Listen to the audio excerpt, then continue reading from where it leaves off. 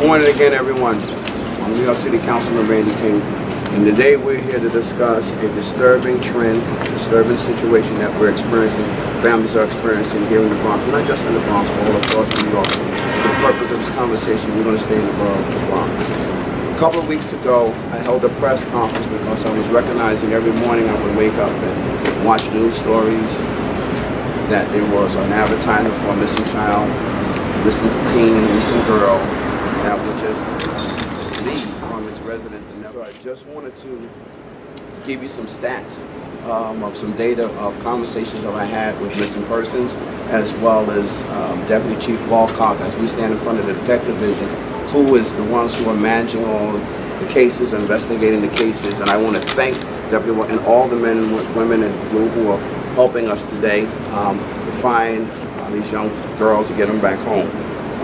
But very disturbing to me that in the Bronx alone there's been 917 missing persons reports, and 57% of them were young teenagers, young girls. Whether they were runaways or not, we do not know, but we just know they're not home with their families.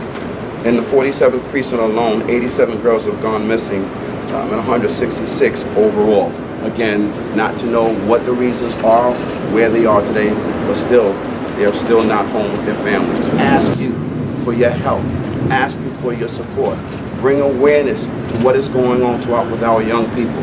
And I say to any young person who is out there, whatever the challenge that you're having, or you've had at home, or whether it's you didn't get along with mom and pop for whatever reason, or you thought you were growing up and you couldn't follow the rules, or as I say, you ran into the Romeo and Juliet scenario, that there was a boy that you fell in love with or a girl you fell in love with, but at 14, 15, and 16, you know, you're not responsible for yourself.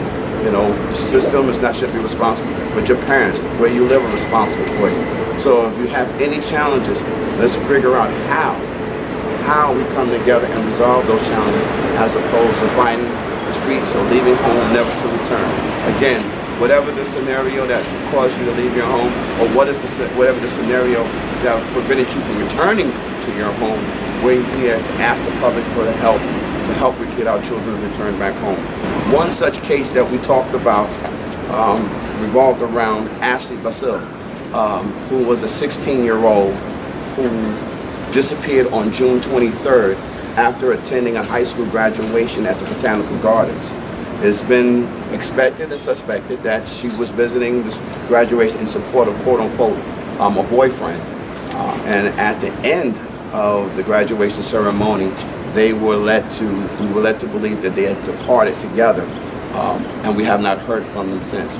But at this time, I'm going to allow the father who is hurting, who is grieving for his daughter to return home, to speak to you, and then we will continue this conversation. At this point, I'd like to bring up Mr. Ravi Basil. Hello. I just say I'm really grateful for my daughter. I would like to return back home. It's not easy something right now. Family here. I'm only in the country 2.5 years, so she don't have no family. So, thank you. Also thank Mr. King to highlight this. And I guess you have a lot of parents out there, you know, suffering the same suffering that I'm suffering there right now. Thank you. Can't do it alone. We could come together as a community and make a change and bring her back home. Not only pray about it, God will give us a vision where to go, how to do it, how to come together and say, we are one. That's what we're fighting with, even with our political parties, to be able to make changes in our community. So I'm asking you today to come together, to understand that a collar don't make us. The heart that you have for a creator is what makes us become one. And one of the things that we're looking to do in the borough of the Bronx, for any child that's out there that's going through any challenges or going through any stress, we are creating what we call safe havens around the borough.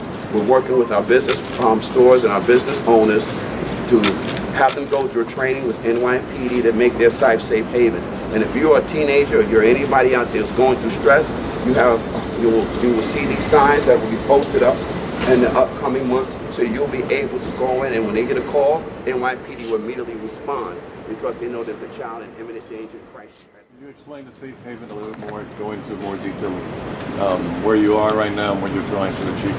Currently, in the 12th district, we've had 4 businesses that have signed on. We're doing an outreach with the Bronx Chamber of Commerce and some of our bids to help them get trained. And what will end up happening is they get an assessment of a free audit of their site to take a look at and see spacing, camera surveillance, phone technology to make sure that they're able to manage, and let alone having a training of being able to deal with a child runs into your location in crisis. And once they go through this training, they will be approved, and this will be posted up in the window of their business. Safe Haven.